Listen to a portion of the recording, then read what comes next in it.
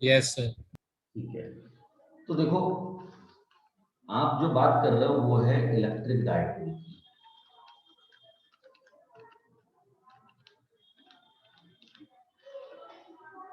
Dipole का मतलब होता है ना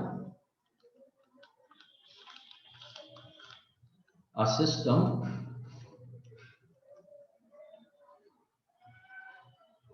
made of two equal and opposite charges।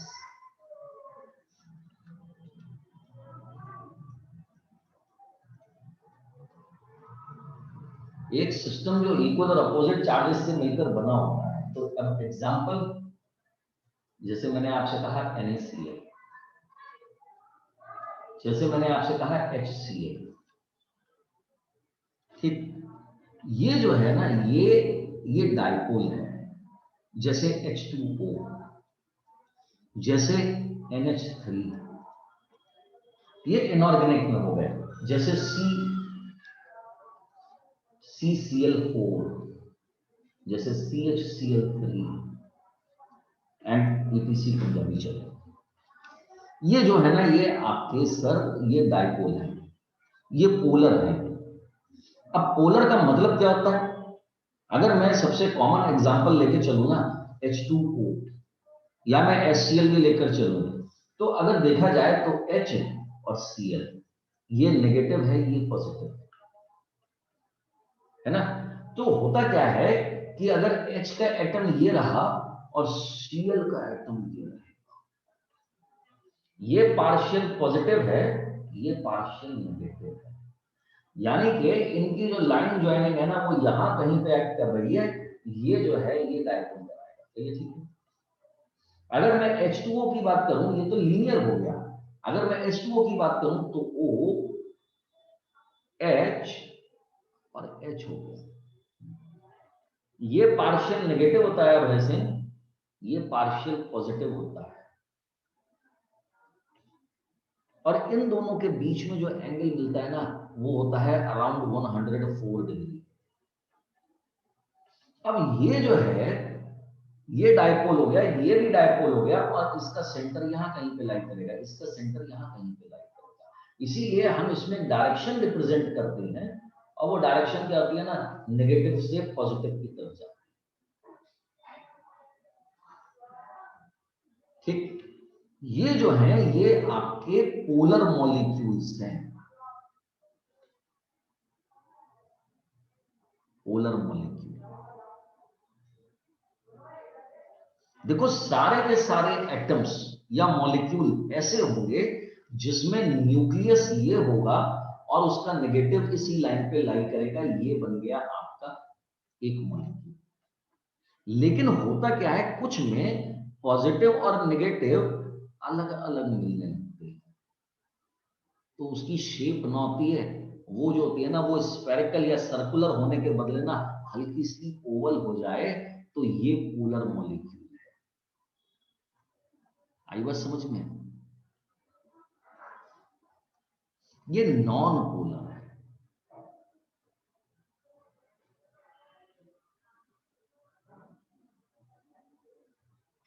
इस कंडीशन में जो सेंटर ऑफ ग्रेविटी होगी ना वो एक ही पॉइंट पे लाई कर रही होगी, पॉजिटिव के बीच में कहीं पर। इसमें सेंटर ऑफ ग्रेविटी एक लाइन पर लाई कर रही होगी कहीं दूसरी जगह पर। इसीलिए ये शेप जो हो गई ना ये हाईली इलिप्टिकल हो गई। अगर मैं आपको इसका तस्वीर दिखाऊं तो आप इसको पेज नंबर, बुक में थोड़ा सा आगे दे रखा है, मैं थोड़ा सा आगे चल रहा था। अगर मैं आपको देखूं तो ये पेज नंबर है बच्चों 72। इसमें आपको दो तरह के मॉलिक्यूल दिए गए हैं, एक पोलर एक नॉन पोलर। और उस कंडीशन में आपका जो नॉन पोलर है, अब नॉन पोलर कौन हो गया, जैसे एग्जांपल के तौर पर कार्बन डाइऑक्साइड, तो दोनों तरफ से कैंसिल हो जाएगा ये, है ना। लेकिन कार्बन मोनोऑक्साइड CO ये स्ट्रक्चर में आ जाएगा, या HCl स्ट्रक्चर में आ जाएगा, तो इसकी शेप हल्की सी ओवल। तो यहां पर एक नई क्वांटिटी डिफाइन करते हो आप, जिसका मतलब होता है डायपोल मोमेंट। और डायपोल मोमेंट का मतलब होता है product of magnitude of charge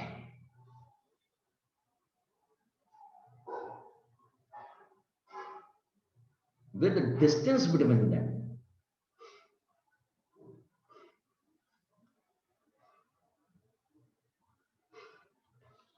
तो डिस्टेंस किसकी होती है? डिस्टेंस का मतलब हो जाता है पोलर लेंथ, डायपोल की लेंथ। ये जो है ये डायपोल की लेंथ होगी सर, इसको आप डिस्टेंस मान के चलते हो। तो मैं बाय डिफॉल्ट जो स्ट्रक्चर लेके चलता हूं ना, वो कुछ ऐसा होता है, ये पॉजिटिव, ये नेगेटिव, और ये इसका मिड पॉइंट होगा ए, और टोटल डिस्टेंस हम कन्वीनियंस वे में 2a मानकर चलते हैं। डायपोल मोमेंट को हम रिप्रेजेंट करते हैं P से, और P इक्वल टू होता है Q into 2a, the product of the magnitude of charge with the distance between them. ठीक, इसकी जो SI यूनिट होती है वो कूलम इंटू मीटर होती है। ये जो है ये एक 2 पार्टिकल सिस्टम है, 2 पार्टिकल सिस्टम, जिसमें centre of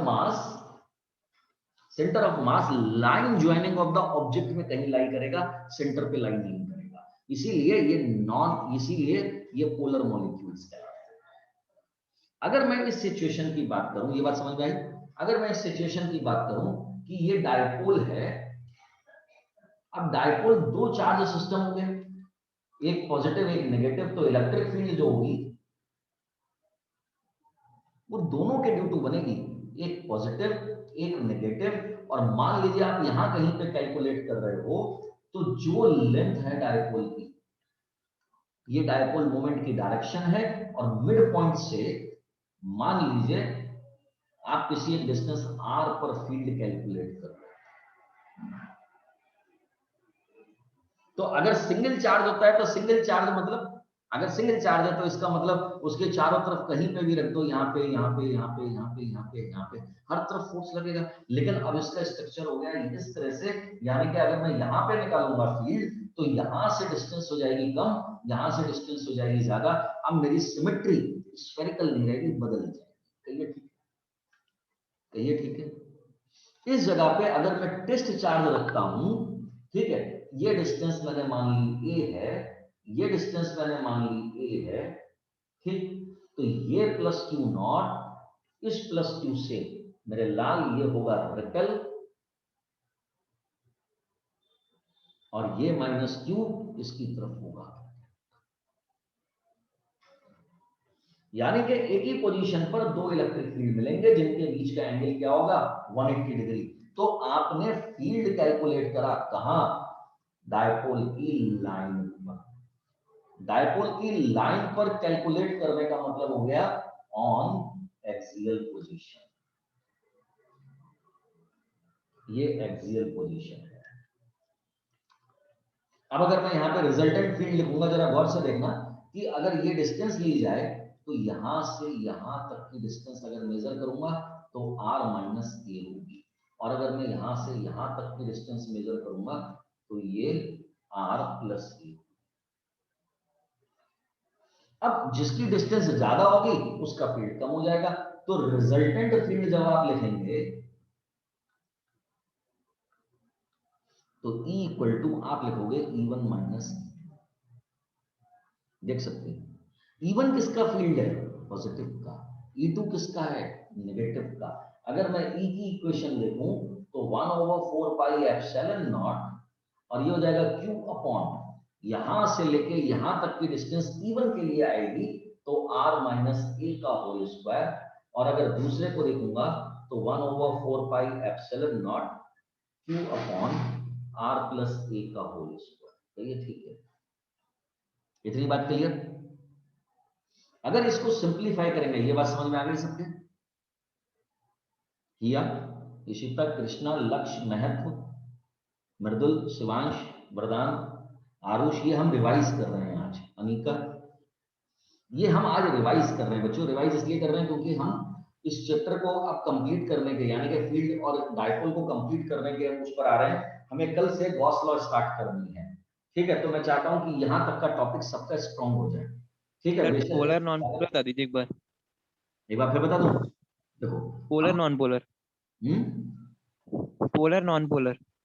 polar non polar, polar non polar का मतलब ये होगा आपके पास में बहुत सारे मॉलिक्यूल, जैसे कार्बन मोनोऑक्साइड, कार्बन डाइऑक्साइड, तो C double bond O, double bond O, आप देख सकते हो इसकी जो पोलैरिटी है ना, ये पॉजिटिव, ये नेगेटिव, ये नेगेटिव, तो सर इसका सेंटर यहीं कहीं घुस गया, दोनों एक दूसरे को कैंसिल कर देंगे। लेकिन कार्बन मोनोऑक्साइड हुआ तो सी डबल बॉन्ड ओ, एक ज्यादा नेगेटिव है, एक कम नेगेटिव है ना। इस बात का मतलब इसमें क्या होगी, सेंटर ऑफ ग्रेविटी किसी दूसरी तरफ चली गई, इस जगह पर सेंटर पे लाई कर गया, सेंटर ऑफ ग्रेविटी सेंटर पर लाई कर गई, और इस सिचुएशन में सेंटर ऑफ ग्रेविटी किसी अलग जगह पे लाई कर गई, इसीलिए इस मॉलिक्यूल की जो ऑर्बिट रही या ये जो मॉलिक्यूल बना, ये स्फेरिकल सिमेट्री में रह गया, ये ओवल सिमेट्री में रह गया। यानी कि ये बाय डिफॉल्ट ऐसा है जिसका पॉजिटिव अलग नेगेटिव अलग, ये बाय डिफॉल्ट ऐसा है जिसका पॉजिटिव और नेगेटिव एक ही जगह पर लाई करता हुआ मिल रहा है। यानी कि मैं इसको डायपोल की शक्ल में नहीं देख सकता। अगर कोई मुझसे कहे कोई एक एटम है, तो जरा गौर से देखो, हाइड्रोजन एटम की बात अगर मैं करूं, मैं अगले पेज पर चलता हूं, वहां पर बना कर दूंगा। मान लीजिए मुझसे कोई कहे हाइड्रोजन एटम, तो सर इसमें एक प्रोटॉन है और इसके चारों तरफ घूमता हुआ एक इलेक्ट्रॉन है, सेंटर ऑफ ग्रेविटी यहीं लाई करेगी, ये नॉन पोलर रहेगा। Got it? Got it? क्यों भाई? यस सर, यस ये सर, जो सिचुएशन है ना, ये पोलर और नॉन पोलर की सिचुएशन को डिफाइन करेगा। क्लियर? ठीक है? Yes sir, yes sir. ठीक है। अब अगर यहां पर मैं डायपोल के due to electric field strength calculate करूं, तो मेरे पास में दो चार्जेस हैं, एक पॉजिटिव एक नेगेटिव, और इस पॉइंट पे इलेक्ट्रिक फील्ड कैलकुलेट कर रहा हूं। क्योंकि ये एक लीनियर स्ट्रक्चर है, तो यहां वाले पॉइंट पर ए पर प्लस क्यू से डिस्टेंस कम है, इसका इलेक्ट्रिक वेक्टर ग्रेटर होगा, माइनस क्यू से डिस्टेंस ज्यादा है, इसलिए इसका वेक्टर कम होगा। चलिए ठीक है। तो रिजल्टेंट फील्ड जो बनेगी वो E equal to E1 minus E2 बनेगी, और मैंने E1 E2 की वैल्यू पुट कर दी, तो Q over 4 pi epsilon nought मैंने कॉमन लिया, यहां रह जाएगा 1 अपॉन r माइनस a का whole square minus 1 upon r plus a का होल स्क्वायर। Got it? अगर यहां पर एलसीएम लिया जाए,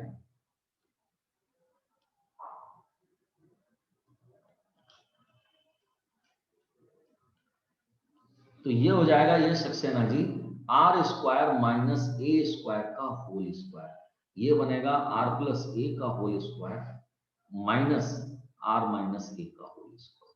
तो ये ठीक है। तो ई की वैल्यू क्या होगी, Q over 4 pi epsilon nought. अगर आप इसको एक्सपेंड करके लाओगे,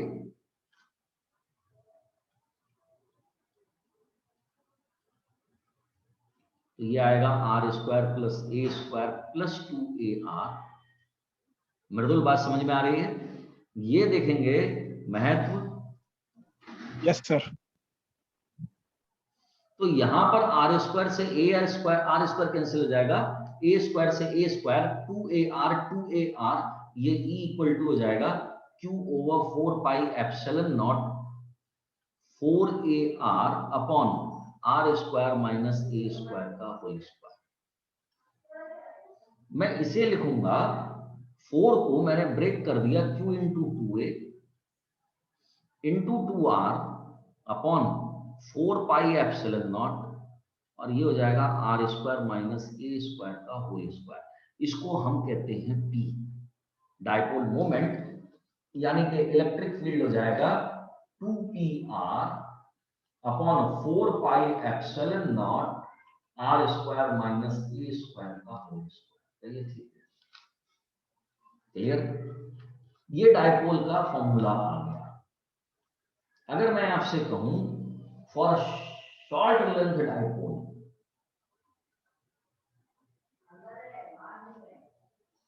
अगर शॉर्ट लेंथ डायपोल है, यानी कि ए स्क्वायर टेंडिंग टू 0, ये क्वांटिटी बिल्कुल छोटी हो गई, इसका स्क्वायर करोगे अरविंद भैया, तो वो और भी स्मॉल क्वांटिटी हो जाएगी, और अगर और भी स्मॉल क्वांटिटी हो गई, तो इस बात का मतलब उस जगह पर हम ए स्क्वायर को निग्लेक्ट कर सकेंगे, तो ये हो जाएगा r टू दी पावर 4, एक इससे कैंसिल करेंगे, तो E इक्वल टू आ जाएगा 1/4 pi epsilon nought 2p upon r। Got it?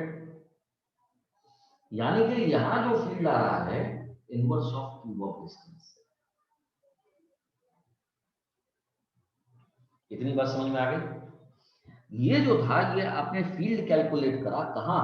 Dipole की लाइन पर, और इसका नाम आपने रखा एक्सियल पोजीशन। एक्सियल पोजीशन का दूसरा नाम है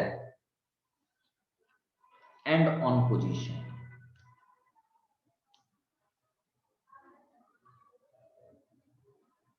ये जो है ये एंड ऑन पोजीशन है। इसको दूसरी तरह से यहां पर अगर देखोगे तो जिस जगह पर आप फील्ड कैलकुलेट कर रहे हो वो लाइन और वेक्टर P ये एक दूसरे के पैरेलल है। दूसरी कंडीशन होती है जब आप डायपोल को, मैंने जो कहा ये वाली लाइन को एक बार ध्यान से सुनो, मैंने आपसे कहा कि जिस तरफ डायपोल मोमेंट एक्ट कर रहा है सर वहीं से डिस्टेंस मेजर करने जा रहे हैं। यानी कि यहां पर मैं दूसरी इंक से लिख रहा हूं vector P parallel to vector R। तो अगर डायपोल मोमेंट और मेजरमेंट की डिस्टेंस दोनों एक ही लाइन पर एक ही डायरेक्शन में जा रहे हैं तो उसका नाम होता है एक्सियल पोजीशन। मैं इसलिए कह रहा हूं क्योंकि मैं अभी इस पर ध्यान देना होगा। ठीक, अगर यहां पर ये नेगेटिव चार्ज, ये पॉजिटिव चार्ज, ये डायपोल मोमेंट की डायरेक्शन है P, इसका मिड पॉइंट मैंने यहां लिया, तो मिड पॉइंट से परपेंडिकुलर लाइन जो होती है जो दो इक्वल पार्ट में डिवाइड करे उसको इक्वेटोरियल कहते हैं। Equatorial position. ये इक्वेटोरियल पोजीशन क्या कह रही है कि अगर मैं टेस्ट चार्ज यहां कहीं रख दूं तो ये प्लस उसे रिपेल करेगा,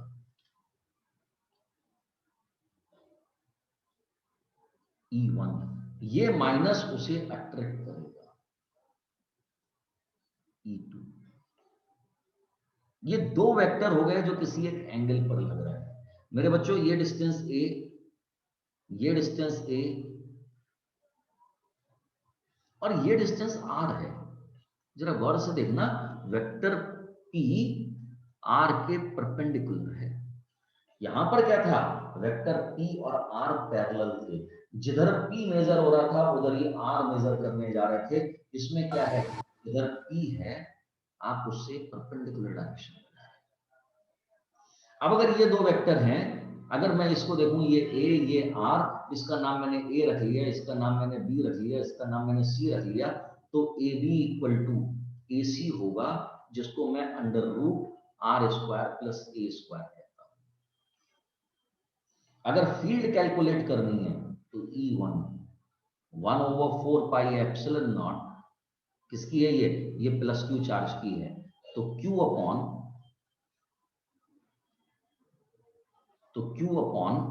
AB स्क्वायर, यहां से लेके यहां तक की डिस्टेंस। अगर आप गौर से देखो, आप E2 लिखोगे तो E2 की वैल्यू क्या आएगी, E2 equal to 1/4 pi epsilon not Q upon AC square. यानी कि ये वाला फील्ड और ये वाला फील्ड सेम है। अगर दो फील्ड सेम है तो रिजल्टेंट उनके बाइसेक्टर लाइन से जाता है। तो ये एंगल थीटा हो गया, तो ये एंगल भी थीटा हो गया, चलिए ठीक है ना। अब इसको आप चाहें तो अलग डायग्राम में लेके चल सकते हैं। सर E1 ये रहा, E2 ये रहा, ये एंगल हो गया 2 थीटा, तो रिजल्टेंट यहां कहीं है, ये एंगल थीटा, ये एंगल थीटा, इसके दो कंपोनेंट बनेंगे, this is E1 sin theta और इधर हो जाएगा E1 cos थीटा। इस E2 का एक कंपोनेंट ये आएगा E1 sin थीटा और इधर आएगा E2 cos थीटा। मेरी बात को ध्यान से समझते रहना जो मैं कह रहा हूं, क्योंकि अगला टॉपिक में इसी पर बेस लेके चलूंगा।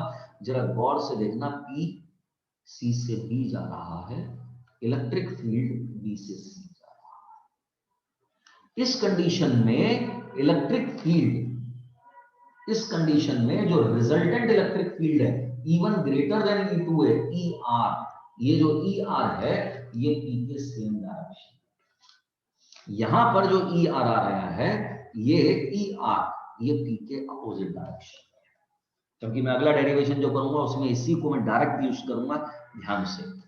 क्लियर? अब अगर आप गौर से देखो तो E1 और E2 तो सेम है, ये दोनों तो कैंसिल हो गए। अगर ये दोनों कैंसिल हो गए तो रिजल्टेंट क्या बचा? तो resultant field E equal to हो जाएगा E1 plus E2 cos theta. और आप देख सकते हो E1 E2 सेम है, तो आप इसे लिख सकते हो 2E1 cos थीटा। 2 E1 की value 1/4 pi epsilon not Q upon AB square यानी कि R square plus A square. मेरे बच्चों अगर मैं cos थीटा की वैल्यू निकालूं यहां पर, तो cos थीटा इक्वल टू आप लिखोगे कौन सा ट्रायंगल? AOB में, तो cos थीटा हो जाएगा बेस यानी कि A अपॉन AB यानी कि under root R square plus A square. इस बात का मतलब A upon under root R square plus A square. Q into 2 है, ये हो जाएगा P, तो E का फॉर्मूला आएगा 1/4 pi epsilon not P over, गौर से देख लो छनक बेटा, Q into 2A this is equal to P, और ये हो जाएगा R square plus A square whole power 3/2। Is this clear? मैं फिर से वही वाली बात कहूंगा, फॉर शॉर्ट लेंथ डायपोल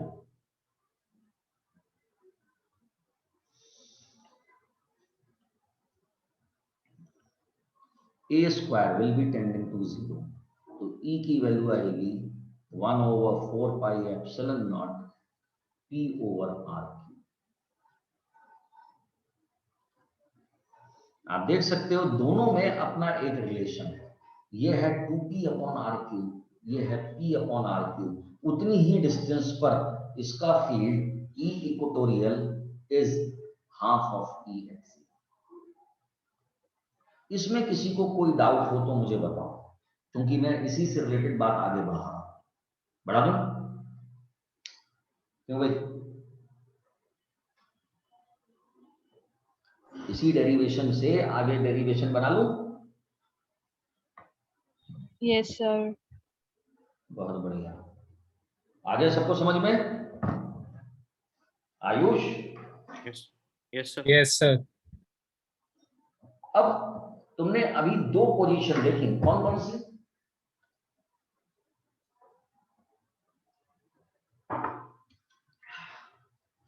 एक पोजीशन कौन सी थी जिसमें P R के परपेंडिकुलर था, सेकंड जिसमें P R के पैरेलल था। मान लीजिए डायपोल यहां था, अभी मैं आपको चलता फिरता मेथड दे रहा हूं। ये डायपोल मोमेंट है P, ये इसका मिड पॉइंट है O, और अभय सिंह जी ने कहा कि सर इलेक्ट्रिक फील्ड ना तो एक्सियल पे कैलकुलेट करिए ना इक्वेटोरियल पे कैलकुलेट कीजिए, किसी एक लाइन पर R डिस्टेंस पर जिसका एंगल थीटा हो वहां कैलकुलेट कीजिए। ठीक, गॉट इट? यानी कि ध्यान से देख लो, यहां पर P R के परपेंडिकुलर था, यहां पर P और R पैरेलल था, यहां पर P और R के बीच में एंगल थीटा। अब अगर मैं देखूं तो P क्या है? एक वेक्टर क्वांटिटी। अगर P वेक्टर है तो P के दो कंपोनेंट बनेंगे, एक कंपोनेंट जो उसी लाइन पर आएगा, ध्यान से, ये आता है P cos थीटा, एक कंपोनेंट आता है इस लाइन के perpendicular P sin theta.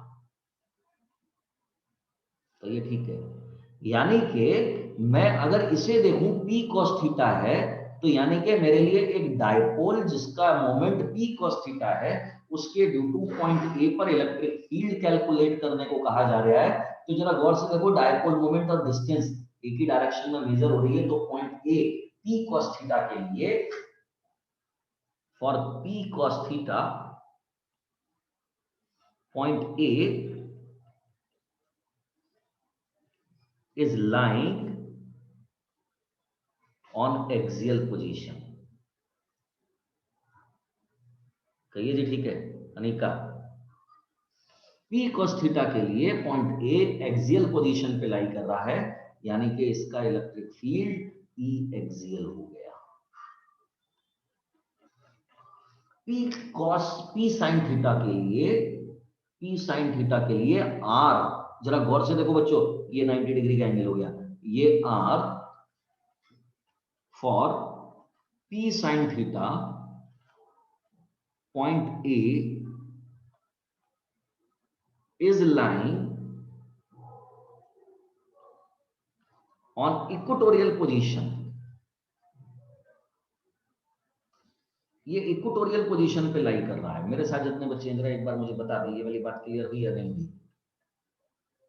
Divyansh, Ishita, Krishna, लक्ष्य, महत्व, मृदुल, शाश्वती, शिवांश, सक्सेना, वरदान, आरुष, हिया, अनिका, अभय, यश सक्सेना। Yes sir. ठीक है, इतनी बात समझ में आ गई बच्चों? Yes sir. तो ये जो है P sin theta equatorial position पे लाई कर रहा है, P cos theta axial position पे लाई कर रहा है। तो जरा गौर से देखो, अब P sin थीटा वाला जो होगा, जरा गौर से देखना, P sin theta equatorial position पे जो वेक्टर है P ये जाएगा तो E ये जाएगा। क्यों जी? तो महत्व जी, अगर ये रिक्वायर्ड पोजीशन है पॉइंट ए की, सॉरी इसे मैं वहां से हटाकर इधर ले आता हूं, अगर ये रिक्वायर्ड पोजीशन है ए की, तो एक्सियल तो ये आ गया, तो इक्वेटोरियल पी के अपोजिट जाना चाहिए, यानी कि ये हो जाएगा ई इक्वेटोरियल। ये ठीक है, गॉट इट? ये देखा जाए तो इन दोनों के बीच में एंगल कितना हो गया? 90 डिग्री।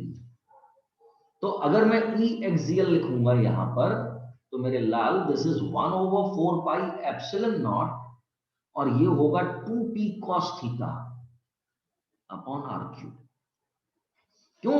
आपकी से डायपोल मोमेंट p नहीं लगेगा, आपकी से p cos थीटा लगेगा, और एक्सियल पोजीशन का फॉर्मूला क्या था ना, 2p, तो 2p cos theta upon R cube. क्यों नहीं का बेटा? ठीक है।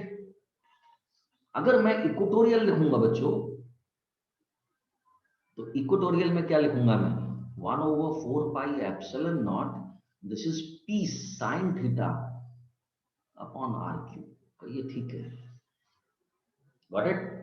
अब अगर गौर से देखा जाए तो E, मैं इसको अपनी कन्वीनियंस के लिए थोड़ी देर के लिए ऐसे करके रख रहा हूं, तो E इक्वेटोरियल तो ये आ गया, E एक्सियल ये आ गया। तो ये ठीक है ना? दोनों के बीच में एंगल कितना है? 90 डिग्री। तो रिजल्टेंट कहां से जाएगा? ER।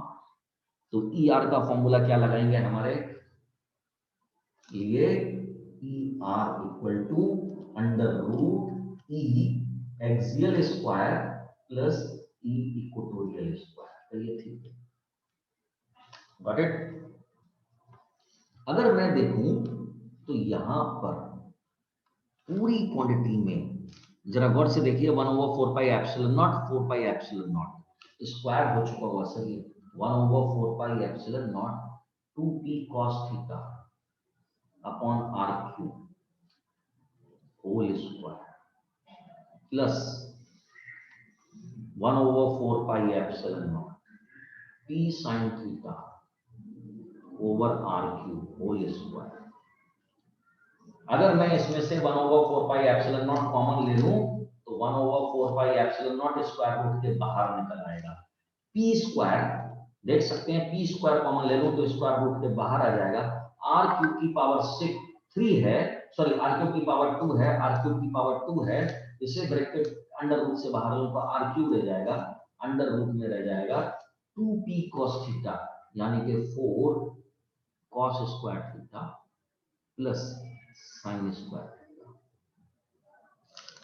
इसे मैंने क्या लिख दिया, 1/4πε0 P over R cube bracket में मैंने लिख दिया ध्यान से cos square theta plus sine square theta plus 3 cos square theta. 3 + 1 = 4।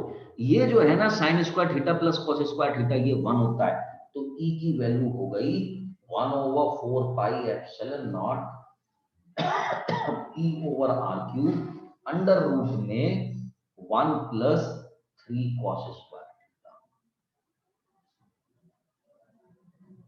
आई बात समझ में? इतनी बात क्लियर? इसमें किसी को कोई डाउट? एनीवन? क्योंकि मीटिंग में 3 मिनट बचे हैं, रीज्वाइन करेंगे 2 मिनट के लिए। इतनी बात समझ में आ गई सबके? क्यों बच्चों?